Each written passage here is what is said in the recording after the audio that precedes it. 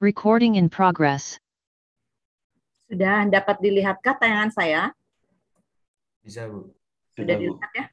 Kemarin kan ada terkait dengan shielding ya. Jadi kalau kita bicara shielding, kita akan karena saya tuh maaf ya nih karena saya agak sakit. Jadi sakitnya tuh sebenarnya alergi yang jadi kalau ngomong kebanyakan saya malah batuk-batuk. Jadi saya udah cek apa sih? Misalnya udah cek apa sih? Udah cek antigen dah negatif sih ya. Tapi kayaknya batuk-batuk dan saya nggak sama sekali nggak panas. Jadi kadang-kadang saya mengurangi ngomong dulu nih. Jadi nanti kadang-kadang tak kasih latihan soal yang saya pakai sebagai ini ya, sebagai nilai apa kuis ya. Jadi ini kemarin kan ada soal seperti ini ya. Kemarin ingat nggak nih? HVL untuk jadi the first layer gitu ya. The first layer itu apa maksudnya? Lapisan pertama, Bu. Jadi lapisan pertama,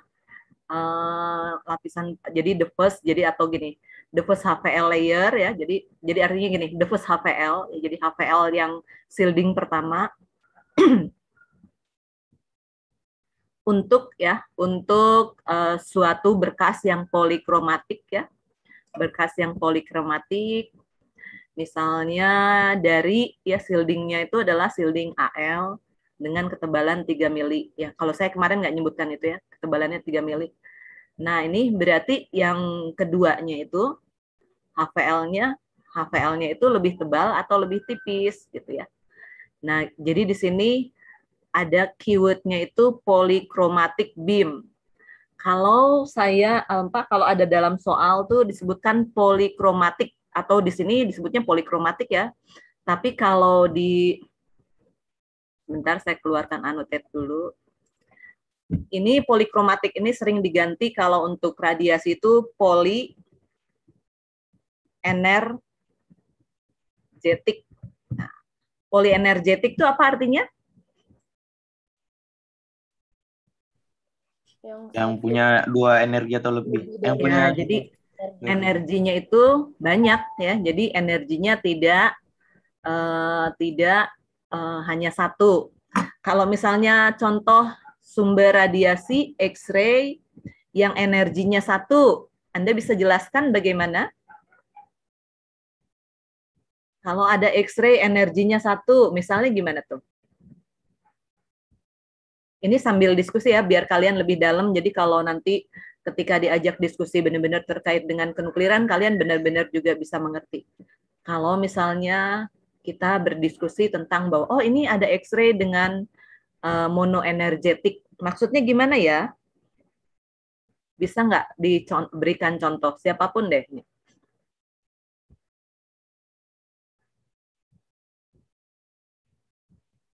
X-ray yang apa?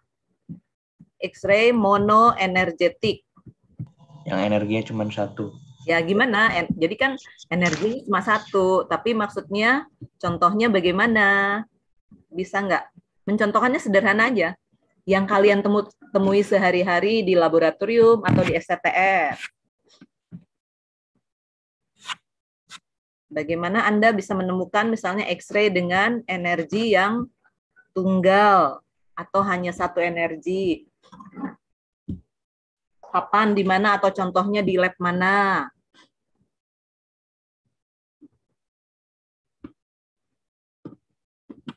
Atau gini ya, atau gamma ray monoenergetik.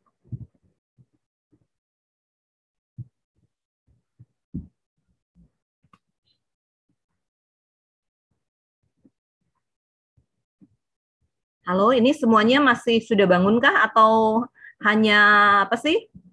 Hanya klik Zoom tapi ditinggal sayanya. Bangun, Bu, bangun. Ya, Bangun, Bu. bangun, bagus. Ayo, kita diskusi. Ini hal yang simpel loh. Maksudnya kalau kalian diajak diskusi seperti ini harusnya Anda sangat menguasai gitu. Tapi kalau belum, mari kita kuasai itu gitu. Panji gimana Panji? Ada Panji nggak nih?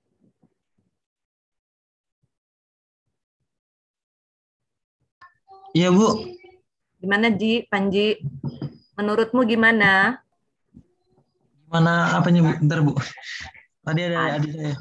Nggak connect ya. Anaira, coba sebutkan contoh X-ray monoenergetik yang pernah kamu temui. Kalau X-ray monoenergetik tuh yang ada di medik gak sih, Bu? Biasa dipakai di medik. Yang ada di mana? Di medis, Bu. Biasa dipakai di medis. Ya, yang ada di medis. Contohnya gimana coba? Di medis tuh biasanya X-ray dengan energi berapa? Energinya Misalnya, atau kalian pernah praktikum dengan Pak Tasi? Pernah, Bu. Pernah. X-ray-nya yang di lab Pak Tasi itu disetting pada energi berapa ya? Waktu kalian praktikum itu energinya disetting berapa ya? Disetting di 200 kayaknya, Bu. 200 sampai 250, 150 sampai 250, Bu. Saya nanya, itu sampai atau satu aja energinya? Dan satuannya apa? 200 apa ya? KEV, Bu, kalau nggak salah, Bu. Nah, jadi dalam contohnya di labnya Pak Tasi pakai X-ray yang 200 KeV. Itu settingannya sampai atau hanya 200 KeV saja? Hanya 200. Hanya 200. Oke. 250, Bu. Sampai 250. Nah, yang benar nih berarti di settingnya 200 sampai 250. Jadi 200 dinyalakan sampai 250 gitu? Enggak, Bu. Cuman satu energi aja, Bu. Satu energi, Bu. Nah, coba kalian ceritakan bahwa contoh yang kalian temui ketika kalian menggunakan X-ray monoenergetik. Asifa, coba Asifa. Iya, ceritakan. Bu. Kenapa, Bu? Ceritakan contoh kamu pernah menggunakan X-ray monoenergetik. Tadi kan udah diceritakan, nah coba dibahasakan pakai bahasamu. Saya tuh ingin kalian tuh pandai berbicara gitu. Jadi jangan hanya diem aja, pandai ngomong. Pandai ngomongnya yang mana? Yang ilmiah. Jadi ketika ditanya hal-hal ilmiah, kalian lancar gitu. Coba Asifa. Ini yang waktu itu praktikum NDT sama Pak Tasih itu bukan sih, Bu? Ya kan tadi kan udah ditanya, ini kan seperti itu tadi sudah dipancing seperti itu. Coba ceritakan, diulang lagi, dibuat kalimatnya bahwa saya pernah menggunakan X-ray monoenergetik pada energi sekian, di mana, gitu loh. Oh iya, Bu. Aduh, kalian ini. Jadi waktu itu praktikum tes NDT itu di lab NDT sama Pak Tasi, saya pakai rawat sinar X-nya itu diatur pada energi 200 keV, Bu. Ya, yang lainnya 200 keV juga, ada yang 250 atau ada yang tadi mengatakan 200 sampai 250? Enggak, sebenarnya kapasitasnya itu dari 200 sampai 250, Bu. Tapi kemarin Pak Tasi nyaraninnya untuk 200 keV aja seperti itu, Bu. Jadi X-ray-nya itu bisa disetting ya, sebetulnya X-ray-nya bisa disettingnya tuh sebenarnya dari energi kecil, sebetulnya dari 50 sampai maksimalnya ya di manualnya sampai 250 deh, atau 300 ya, saya lupa. Sampai 300. Tapi kan kalau manual 300 biasanya kita tidak operasikan sampai 300. Nah, biasanya dioperasikannya itu di satu energi ya. Jadi kalau X-ray yang di tempat Pak Tasi itu dioperasikannya pada satu energi. Nah, kalau sekarang contoh yang ini gamma ray monoenergetik. Coba Anda pernah menggunakan gamma ray yang tidak monoenergetik atau monoenergetik? Silakan ceritakan. Kalau yang gamma ray poli yang selain monoenergetik tuh yang pernah dipakai CO60, Bu. Ya, CO60 itu tidak monoenergetik ya.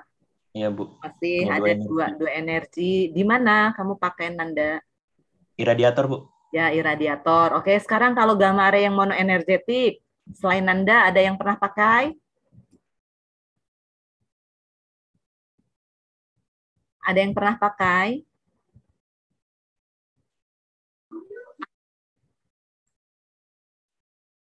Kalau yang Pernah? di SPTN baru cuman itu aja, Bu. Baru pakai yang NDT itu aja, Bu. Satu aja.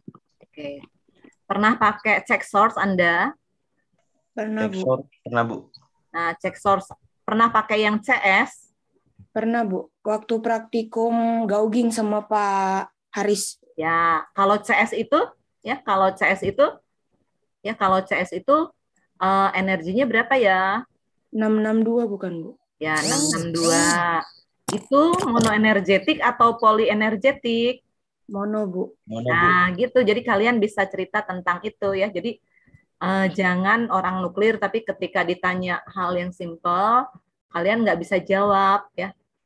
Jadi saya nanti prihatin, benar-benar prihatin soalnya ya pengalaman dari ketika ujian dengan Bapeten kemarin, hal-hal seperti ini ditanyanya tuh kalian kayak gimana ya? Kayak nggak lancar banget gitu. Kayak yang nggak belum pernah menemui orang gitu-gitu. Memang sekarang kan lagi pandemi, jadi Anda banyak ketemunya online.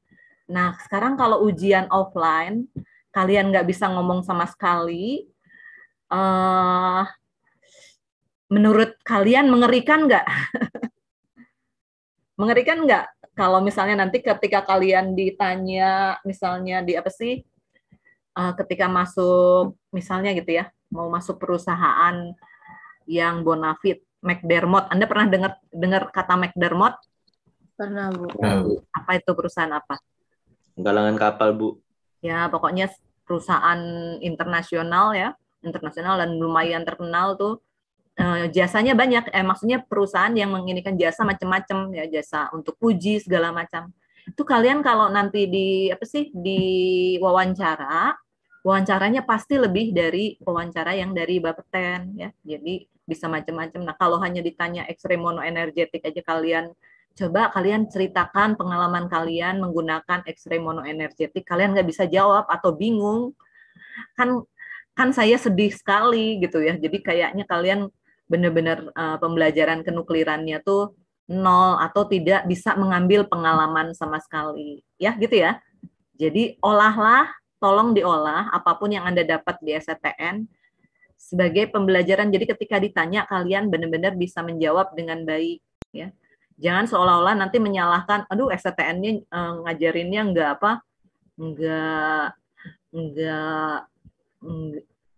kurang baik gitu. Jadi gini, sebetulnya pembelajaran tuh ada, saya ngasih pesan-pesan gini ya. Pembelajaran tuh ada anak yang diajari orang tuanya tuh misalnya hanya dikasih makan, terus dikasih ikan, terus. Tapi ada anak yang orang tuanya ngajarin si anak itu bisa memancing ikan, bisa mencari ikan. Jadi untuk dapat makan ikan, anaknya diajarin memancing ikan. Kira-kira menurut kalian bagus yang mana ya? Mancing. Nah, jadi artinya harapan kami itu ngajaran kalian tuh kalian nanti bisa memancing ikan. Jadi kalian bisa mencari ya nafkah. Jadi bukan hanya kita ngasih ya, terus ilmu juga bukan hanya kita kasih semuanya, ilmu kita beri dari STTN. Sementara itu kalian nggak bisa mencari, nggak bisa belajar lagi. Nah, gitu ya. Jadi intinya kita memancing kalian sambil memberi, juga ada yang dipancing agar kalian membaca, mengolah kalian agar bisa belajar secara mandiri. Ya, jadi nantinya kalian mencari ilmu sendiri dari motivasi dari mana? Dari para dosen, dari para pengajar yang ada di STN, boleh tenaga pendidiknya atau tendiknya ya, tenaga apa sih ya? Artinya yang membantu gitu, yang membantu dosen ya. Jadi gitu ya, kira-kira harapannya ya. Jadi ini istilah-istilahnya memang kelihatannya istilahnya bahasa Inggris, tapi itu hal yang sangat simpel sekali. Nah, ini bayangannya gini nih, ini saya buat gambar ya, ini sumber radiasi. Ini ada beberapa panah ini, 5 ini kita anggap ini adalah energinya ya. Energinya, jadi bukan intensitas radiasi. Ini energinya. Lalu misalnya kalau masuk ke monokromator ya, jadi nanti tuh biasanya untuk menyaring energi ini tuh biasanya ada monokromator ya. Nah, monokromator tuh nanti keluarlah energi yang hanya satu, saya gambarkan satu aja lah ya ini ya, biar ini. Nah, ini monokromator tuh kalau ada di sistem kimia, tapi kalau di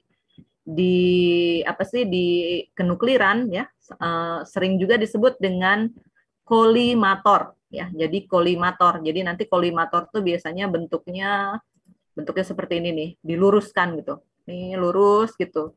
Jadi energi yang disaring tuh hanya energi radiasi yang tunggal. Nah, itu disebut dengan kolimator. Nah, kalau radiasinya bersifat monokromatik, kalau melewati shielding, misalnya di sini saya gambarkan shielding ya, di sini ada shieldingnya gini ya. Nah, ini hasilnya itu nanti linier. Jadi linier tuh dalam keadaan tertentu ya. Jadi dalam keadaan misalnya hubungan dalam bentuk grafiknya itu ya, di grafiknya itu tertentu ya, walaupun awalnya mungkin tidak linier, jadi logaritmik dulu, tapi penurunannya itu secara secara konsisten gini. Nah, nanti kalau kertas grafiknya itu dirubah salah satunya pakai yang semilog, yang satunya tuh dengan aksis yang yang logaritmik, yang salah satunya nanti bentuknya akan seperti ini ya, linier ya, seperti ya. Nah, kalau yang polikromatik bagaimana? Jadi ini yang monokromatik. Nah, sekarang kalau polikromatik kira-kira bentuknya seperti apa ya?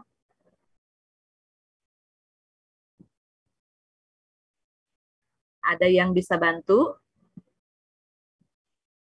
Kalau yang monokromatik itu bentuknya misalnya tuh seperti ini logaritmiknya.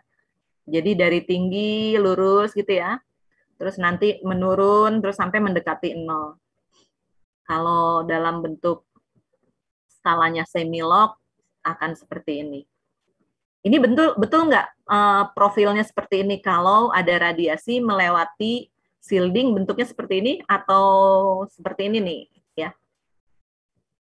Atau gini, seperti ini atau gini? Yang bawah, Bu. Yang bawah kenapa? Pertanyaannya simpel kan? Kenapa? Energinya udah diserap sama shielding, Bu. Jadi kalau yang ini bukan energi, kalau ini kan energi. Jadi ada dua hal. Kalau yang diserap oleh shielding ini apa nih sebenarnya? Intensitas bukan? Intensitas ya. Jadi kalian udah harus lancar juga membedakan intensitas radiasi dan energi radiasi. Ini saya diskusi lagi ya. Intensitas radiasi itu kalau shieldingnya kita lihat ya, kalau shieldingnya seperti ini. Shieldingnya hanya satu gitu ya, ini tipis segini. Intensitasnya misalnya hanya ada di sini nih ya. Jadi kalau nggak pakai shielding ada di sini nih atas gini. Kemudian nanti ada di sini, di sini. Nah, kemudian kalau ketebalannya kita tambah misalnya ya. Terus kita tambah lagi. Nah, bentuknya akan seperti ini. Ini intensitas radiasi. Kalau energi radiasi tadi diluruskannya oleh kolimator. Tapi kalian pernah dengar nggak misalnya kalau di sistem spektrometri gamma ya, spektrometri gamma. Nah, itu kan ada kalau masuk ke channel-channel gitu ya, multi channel analyzer gitu kan ya, pernah dengar? Pernah dengar istilah multi channel analyzer? Jadi energi itu tuh di apa sih? Kalau di dalam sistem MCA itu energinya dimasukkan ke channel masing-masing ya. Kadang-kadang nanti dipilih ya, window untuk multi channel itu kalau dipersempit berarti energinya makin dipersempit. Jadi beda ya energi dengan intensitas. Coba saya tanya lagi di antara kalian, bedanya energi dengan intensitas radiasi. Ada nggak yang bisa menjelaskan secara gamblang? Walaupun kalian mungkin sudah lebih mengerti, tapi menjelaskannya bagaimana? Saya beri waktu 3 menit, kalian boleh searching ya, bedanya energi radiasi dan intensitas radiasi. Agar kalian ketika menjelaskan ke orang nanti benar-benar tahu. Kalau saya masih menangkap, misalnya Nanda kan lumayan nih nilainya selalu bagus, tapi kadang-kadang masih salah ngomong intensitas radiasi, energi radiasi. Coba sekarang bedanya energi radiasi dan intensitas radiasi. Yang bisa menjelaskan. Nanti ada nilai bonus nih. Saya beri waktu 3 menit ya, berarti sampai jam 8.05. Kalian silahkan mencari dulu.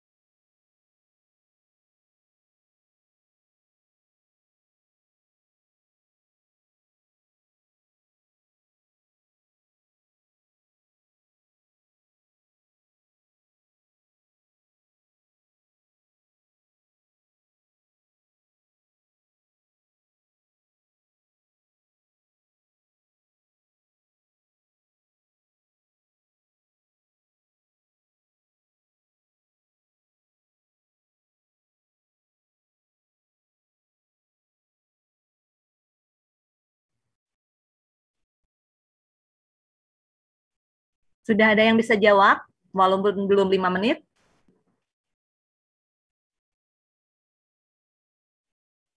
Nah, ini udah 8. Coba saya mau menjawab, Bu. Ya, silakan. Menurut saya, Bu, kalau intensitas radiasi itu suatu nilai yang menunjukkan jumlah pancaran radiasi per detiknya, Bu. Ya, lalu? Itu untuk energi radiasi itu adalah gelombang elektromagnetik yang dapat ditularkan melalui sejumlah media gitu, Bu. Kayak sinar gamma itu kalau ketangkap suatu shielding itu bisa tertahan gitu, Bu. Oke. Bisa kayak terserap gitu nggak sih, Bu? Oke, sudah berusaha bagus ya. Yang lainnya coba, pokoknya ini udah saya rekam ya. Udah saya rekam setiap jawaban kalian. Nanti saya bisa identifikasi siapa aja yang ngomong. Silakan yang lainnya. Saya mau coba, Bu. Ya, silakan. Ini tapi ya semampu saya, Bu. Iya, Ini nggak apa-apa. Ini pokoknya ini kalian semua saya sangat mengerti itu. mungkin saya lebih kayak menganalogikan gitu ya, Bu. Iya, boleh. Misal ada sebuah motor gitu ya, Bu. Nah, yang membuat dia bergerak itu energinya. Jadi kalau dia diam berarti energinya katakanlah 0. Jadi ketika ada energi sekian gitu, dia baru bisa bergerak. Jadi kayak dia yang menyebabkan si motor itu bisa melaju gitu. Nah, sedangkan intensitas itu jumlahnya. Jadi jumlah motornya itu ada berapa itu dengan energi yang sama tadi. Kalau intensitas itu lebih ke situ. Oke, bagus, berusaha menganalognya kan. Ini tadi siapa yang ngomong nih? Saya Niko, Bu. Niko, ya betul. Oke, seperti itu. Mulai mendekati, belum sempurna. Ada lagi yang berani? Boleh menganalogkan ya. Boleh kalian menganalogkan dengan cahaya tampak, cahaya sinar tampak. Boleh, silahkan.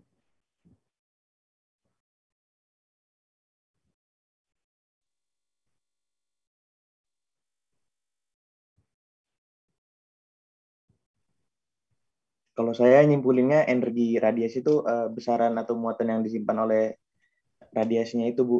Kalau yang intensitas tuh kuatnya radiasi menembus suatu bahan, atau tingkat kuatnya radiasi menembus suatu bahan. Itu Yang kalau mana? dicontoh Yang kuatnya menembus bahan tuh yang mana? intensitas, Bu. Oke.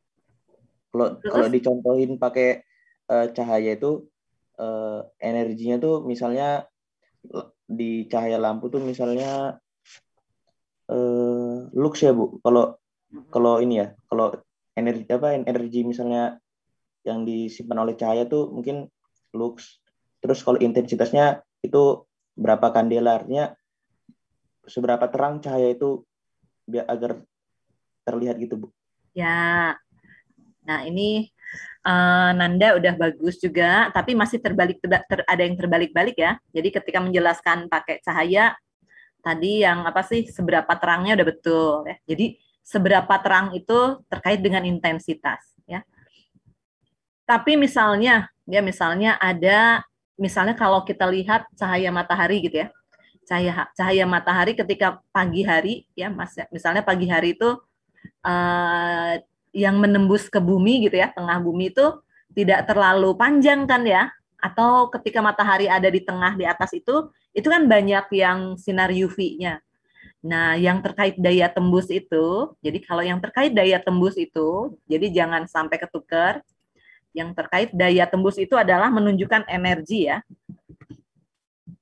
Jadi ini kaitkan dengan daya tembus. Berarti kalau daya tembus kaitannya dengan apa tadi? Panjang gelombang, bener nggak? Tadi kan Nanda menceritakan panjang gelombang, bener nggak? Panjang gelombang. Iya, Bu. Ya, jadi ke panjang gelombang boleh nih ya. Jadi panjang gelombang. Jadi daya tembus dan panjang gelombang, betul. Nanti intinya ya apa? Ya ke energi ya, panjang gelombang.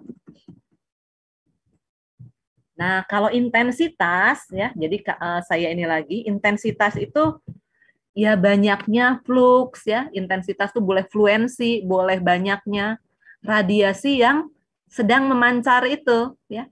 Sedang memancar itu kalau dikaitkan dengan energi ya. Jadi misalnya ini saya gambarkan lagi, saya gambarkan di tempat yang lain ya. Misalnya ini ada sumber radiasi ya. Kita lihat. Coba cari yang tempat yang ini. Ada nih. Di sini ada sumber radiasi. Ya, sumber radiasi yang ini ya. Ini sumber radiasinya. Ini kita tunjukkan sebagai energinya ya. Misalnya energi yang, sorry. Ini sumber radiasi, ini energinya. Nah, ini energinya yang pendek. Terus ini energinya yang lebih ini ya. Jadi ini energi yang rendah, ini energi yang sedang, ini energi yang tinggi, ini energi yang lebih tinggi. Kira-kira seperti itu. Jadi terkait dengan energi itu kira-kira seperti itu ya, beda-bedanya ini. Nah, sekarang kalau intensitas berarti ketika radiasi ini memancarkan, yang energi ini ada berapa? Jadi ada berapa titik, boleh ada berapa spesi, boleh ada berapa partikel ya. Jadi yang energi yang memancarkan energi yang pendek radiasi yang memancarkan energi yang pendek ini ada berapa, energi yang radiasi yang memancarkan energi yang sedang ini ada berapa ya. Jadi misalnya dihitungnya itu misalnya bisa dalam bentuk ya fluxnya ya. Jadi dalam bentuk flux radiasinya ya. Flux radiasi, dan kemarin saya cerita juga kan ada flux energi kan? Ya enggak? Saya pernah cerita ada flux energi di sebelum kuliah ini, di awal-awal ada flux energi, kalian kan ya? Flux radiasi, Bu. Nah, ada fluxnya. Jadi ini yang terkait dengan flux itu adalah intensitas banyaknya ya. Kalau dianalogkan lagi, saya sering menganalogkannya seperti ini. Anda misalnya mainan air dari suatu keran gitu ya. Keran kemudian pakai apa sih? Pakai selang ya. Selang itu kalau di radiasi kita anggap kolimator ya, kolimator. Kemudian selangnya itu kita tutup atau cari alat lah ya untuk sprayer. Nah, kalau daya tembusnya itu, jadi yang terkait dengan daya tembus atau energinya itu adalah misalnya jangkauan dari air misalnya yang keluar. Jadi airnya itu keluarnya itu misalnya berapa meter gitu ya. Makin jauh, makin tinggilah energinya. Nah, kalau airnya makin banyak, titik-titik airnya makin banyak, spraynya makin banyak, itu intensitasnya. Kira-kira bisa dimengerti itu, Kak? Seperti itu bisa dimengerti, Kak? Bisa, Bu. Ya, jadi kalau analog tuh dianalogkan yang paling dekat tuh yaitu seperti kalau kita mainan air, aliran air ya. Kalau airnya itu ditahan pakai tangan, kemudian ketika air itu muncrat, jangkauannya jauh, itu energinya tinggi. Nah, kalau titik-titik airnya makin banyak, kayak hujan gitu ya, hujan titik-titik airnya tuh kayak apa? Kayak gerimis tapi banyak gitu. Nah, itu menunjukkan intensitas. Ya, gitu ya. Jadi bisa aja air itu nanti jangkauannya jauh, titik-titiknya juga banyak. Ya. Jangkauannya pendek, titik-titiknya banyak, atau jangkauannya pendek, titiknya cuma apa? Airnya cuma satu gitu ya, tapi pendek gitu. Bisa terbayang? Iya, Bu. Bisa, Bu. Bisa terbayang. Bisa. Nah, sekarang dimulai semester 8 ini, mulai hati-hati kalau bicara soal energi dan intensitas ya. Kalian boleh salah, semua orang boleh salah. Jadi kalau salah ya Anda ralat, maaf, maksud saya ini ya. Karena saya juga suka salah. Maaf maksudnya gitu. Jadi ketika mengatakan radiasi kaitannya dengan energi, ya kalian kalau maksudnya intensitas kalian segera perbaiki. Gitu ya. Ya, Bu. Ya Iya, ya. Bu. Oke, Bu. Nah, Oke, Bu. ini saya mau cerita tentang yang shielding kemarin ya. Jadi ada istilah beam hardening ya. Jadi intinya kalau radiasinya jenis polikromatik ya, polikromatik itu artinya energinya banyak ya, energinya terdiri dari macam-macam ya. Jadi kalau cesium tuh hanya satu, kalau kobal banyak. Ada nggak satu unsur ya, satu radionuklida yang memancarkan energinya lebih dari 2, ada nggak? Setahu Anda, ada nggak? Ada, Bu. Ada? Ya apa coba? Iridium 192. Iridium 192? Ya? Berapa energinya iridium? Berapa saja? 0,317 MeV sama 0,468. Nah, banyak. Ini kan berarti hanya dengan kobalt, sama dengan kobalt kan? Ada yang lebih banyak lagi nggak? Misalnya 9 gitu, 9 energi. Sumber gamma ya, radionuklida sumber gamma atau pemancar gamma yang punya energinya sampai 9. Coba cari di internet. Karena kalian pernah praktikum radiokimia.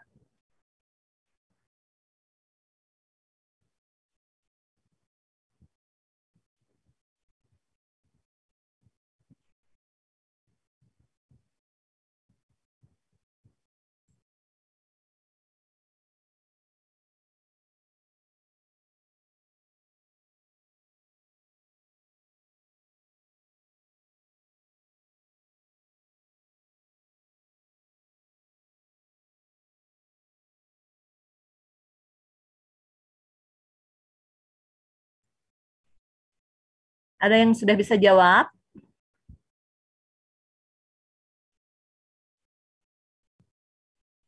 Kalau europium nomornya berapa? 152, Bu. Ya, berapa energinya?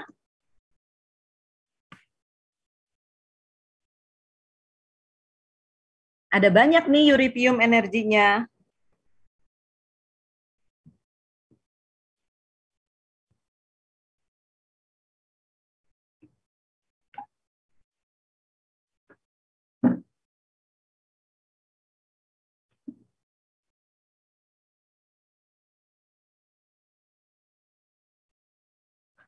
Ada yang bisa menyebutkan energi europium berapa saja?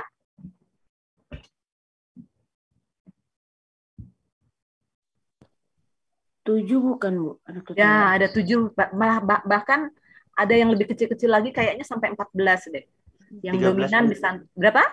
13. Ya, 13. Jadi 13 energi. Ada 13 energi. Mulai dari energinya itu sekitar berapa ya? Ada 100 KV. sekitar 30-an apa? EV 120 KV. ya, sampai 30 KV atau 30 EV?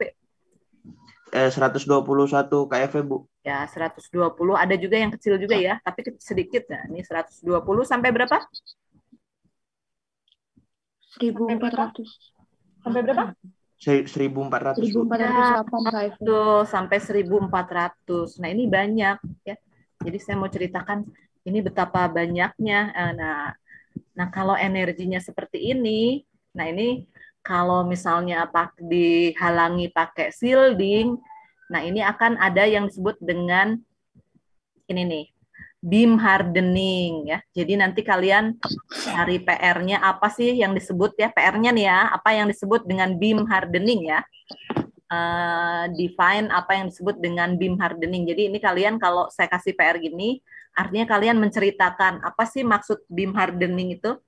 Ya kalau ditangkap dijelaskan secara harafiah, ini karena energi dari suatu radiasi yang polienergetik atau polikromatik ini ada macam-macam. Ada yang karena energinya rendah ya, ada energinya sedang, dan ada yang energinya tinggi. Nah, kenapa disebut dengan beam hardening? Nah, kalian ingat kalau interaksi radiasi dari gamma ray ya, dari gamma ray dengan materi apa saja ya?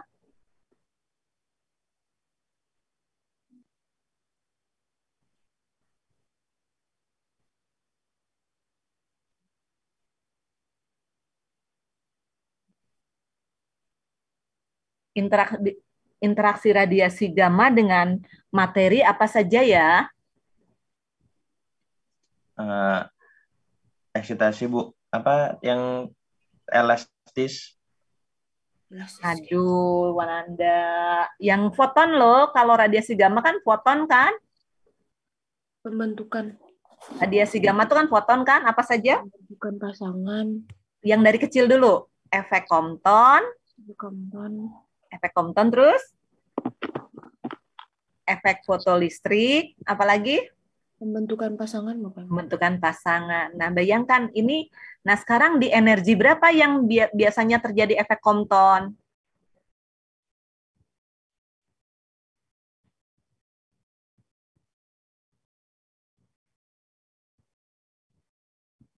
Di energi berapa efek Compton? Kan pernah ada gambar yang kayak gini nih ya, di buku yang esensial gitu kan?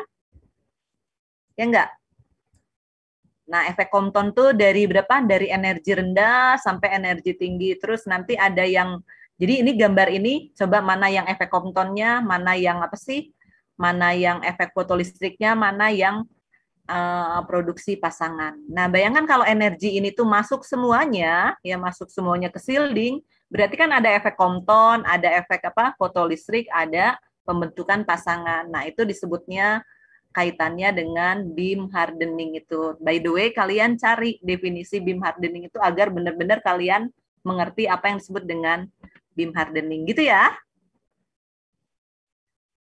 Sampai sini cukup jelaskah?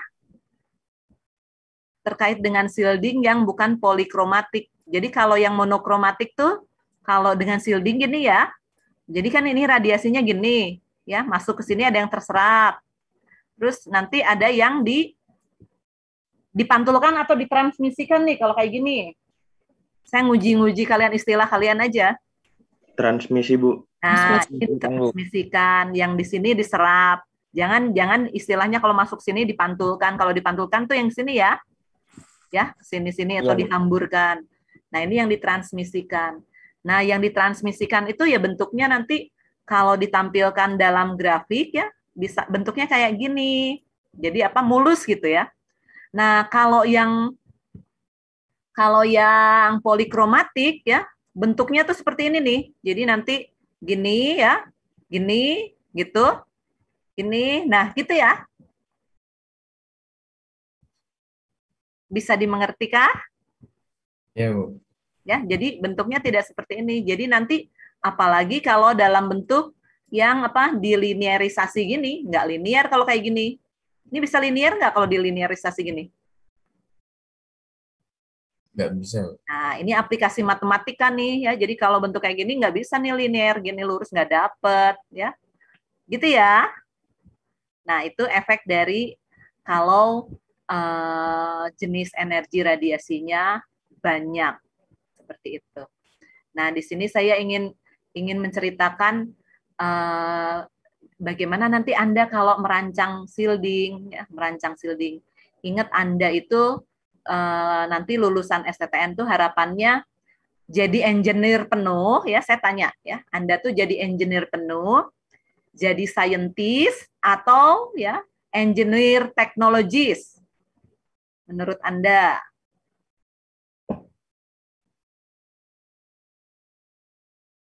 Anda kalau lulus dari STTN jadi prekayasa murni, atau prekayasa teknologis, atau orang MIPA gitu, analis gitu.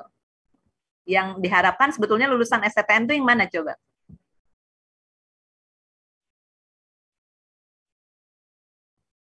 Yang gabungan itu, Bu, yang prekayasa teknologis. Yang engineer teknologis ya. Jadi engineer teknologis, karena apa? D4. Kalau Anda sudah S2, bisa tuh jadi prekayasa murni engineer. Atau kalian misalnya kuliahnya di S1 Teknik Kimia UGM. Nah, itu nanti jadi calon engineer ya. Jadi di lapangan memang jadi engineer. Jadi nantinya tuh diarahkan ke prekayasa. Nanti kalau udah level S2 benar-benar jadi prekayasa beneran. Tapi kalau praktisi prakteknya di lapangan ketika Anda hanya jadi misalnya pekerja gitu ya. Nah, itu kayak membantu engineer-nya ya. Jadi pembantu engineer-nya kira-kira gitu. Nah, sementara Anda itu engineer teknologis harapannya ya. Jadi nanti harapannya Anda bisa ketika merancang ya. Jadi nanti misalnya ada merancang ruangan iradiator ya, merancang ruangan iradiator. Itu kalau kita hanya merancang ruangan iradiator yang kayak, maaf ya, kita jadi studi kasus ya. Kalau merancang ruangan iradiator yang kemarin itu yang tempatnya Pak Gili, itu jadi berulang-ulang dibenerinnya. Kalian ingat nggak dulu atapnya seperti apa? Ingat dulu atapnya seperti apa dulu? Iradiator, ada atapnya nggak dulu? Kurang tahu, Bu.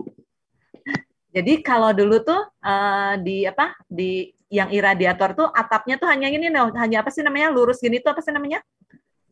Datar. Kalau datar tuh namanya apa? Bukan, nggak pakai atap kan, namanya apa?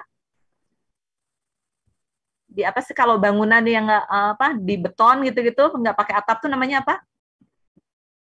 Didak, Bu. Ya, didak. Nah, ini akhirnya sekarang pakai atap.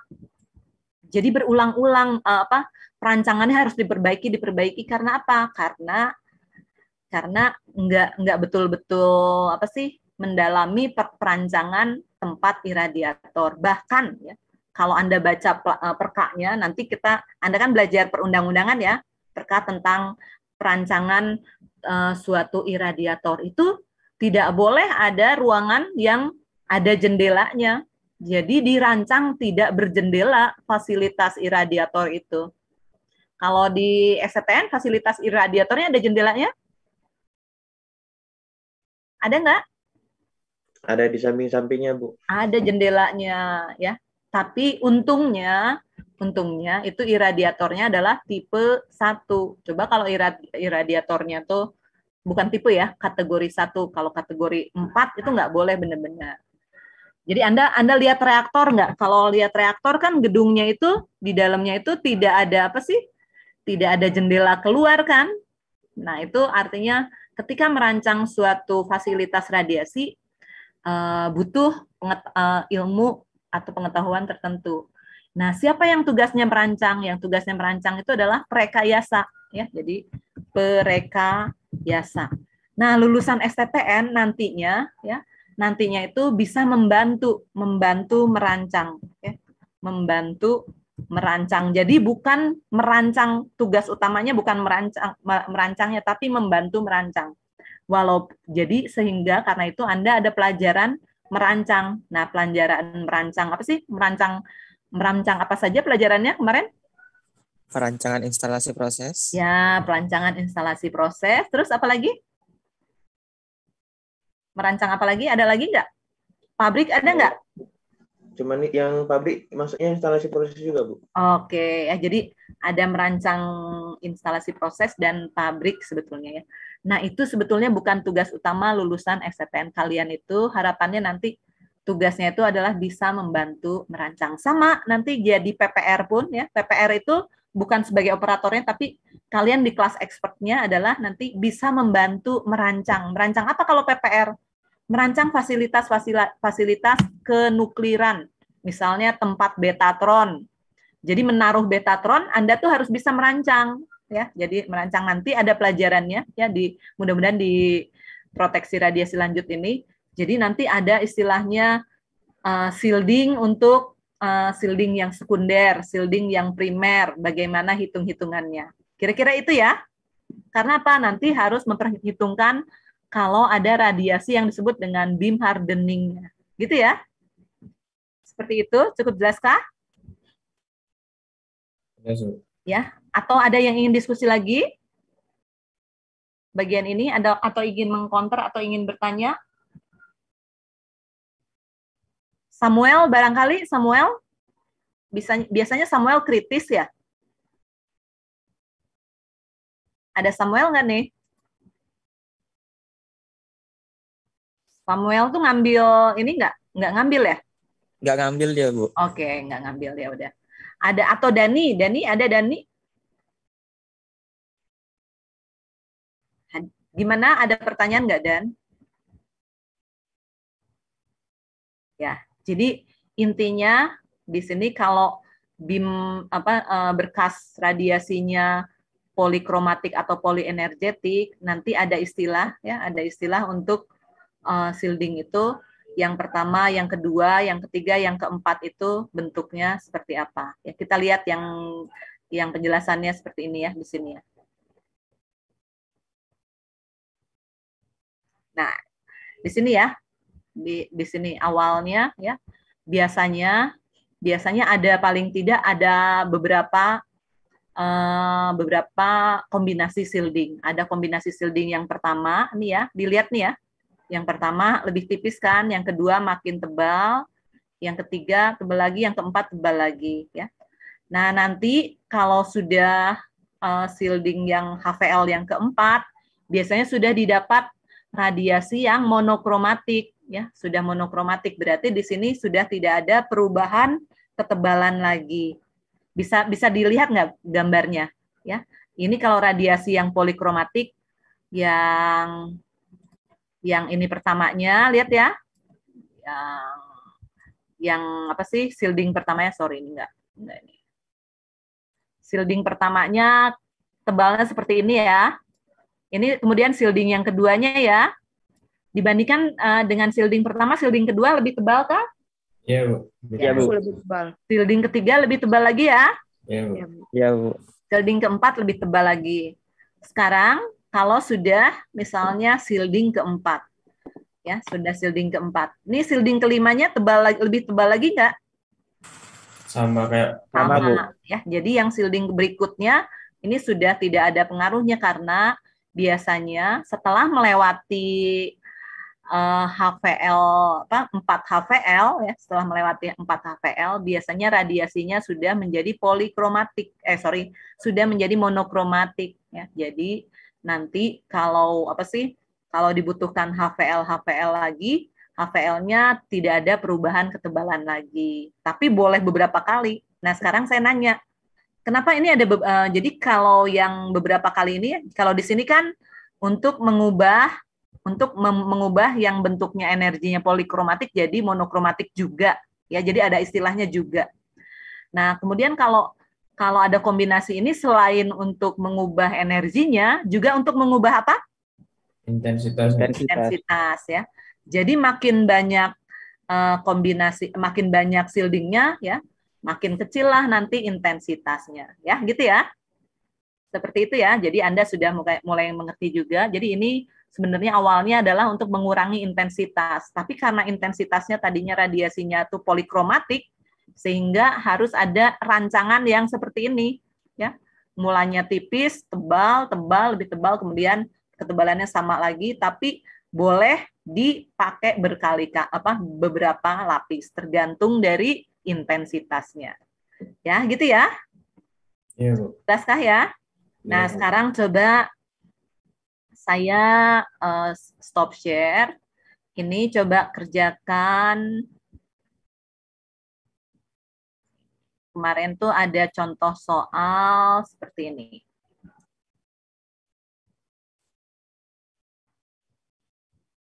Ini kira-kira nanti Anda ya, lihat nih ya.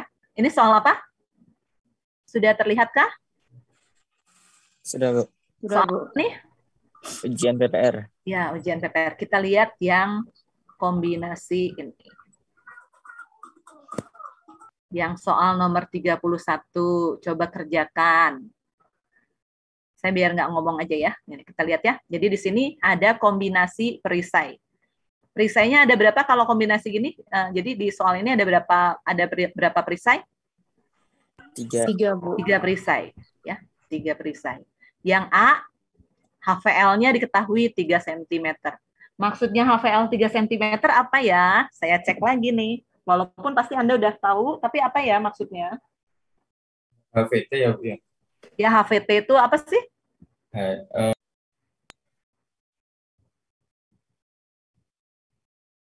Ketebalannya, Bu. Ketebalan Ya, HVT shieldingnya. itu half value. Thickness. T itu ya apa sih namanya? Sama nih HVL aja ya. T itu ketebalan gitu ya. Jadi Iya, bukan TVL nih ya. Jadi HVT itu bahasa. Jadi bahasa orang dari teman-teman dari Bapeten mengatakannya HVT ya. Jadi ketebalan yang membuat membuat menjadi setengahnya. Nah, sekarang kalau HVT-nya 3 cm, coba definisikan menurut Anda apa maksudnya? Jadi ketebalan yang dibutuhkan untuk membuat intensitasnya menjadi setengah itu 3 cm. Oke, betul ya. Jadi yang lainnya seperti itu. Jadi yang pertama A tuh HVL-nya adalah 3 cm, yang B nggak ketahuan. Yang C 1,5. Nah, bentuknya lempengan. Lempengan tuh berarti ya lurus gitu ya. Lurus, boleh agak tipis-tipis gitu masing-masing. Tebalnya 6 cm. Tapi HVT-nya kita tahu ketebalannya masing-masing X-nya 6 cm. Laju dosis yang terukur di kombinasi perisai-perisai tersebut adalah ini. Dari data tersebut, ya dari data ini, coba hitung HVL atau HVT dari B. Silahkan coba kerjakan. Ini saya nilai sebagai kuis ya. Kirimkan ke email saya. Hari ini paling tidak jam berapa? Jam 9:10 ya. Kalau Anda jam 9 udah selesai, kita bahas boleh. Jadi saya beri waktu kira-kira setengah jam ya. Setengah jam tuh udah cukup lama banget nih. Coba kalian mengerjakannya seperti apa. Kirim ininya ya, kirim jawabannya ke saya, beri nama. Ingat, pengerjaannya jangan sama persis. Kalau sama persis, didiskualifikasi. Jadi mengerjakan dengan teman-teman kalian jangan sama persis.